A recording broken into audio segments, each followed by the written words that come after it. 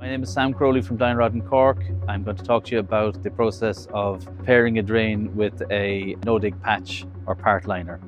So this is a process that's used to fix an individual defect in a drain.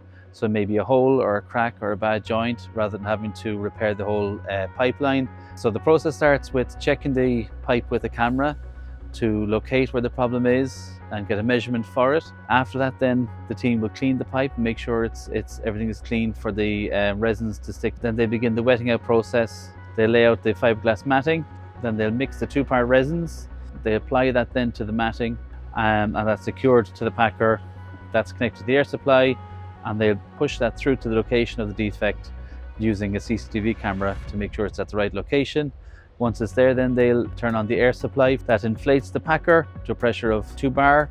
Once it's secured and solid, they'll deflate the packer and take that back out and carry out a quality check with the camera to make sure everything's okay.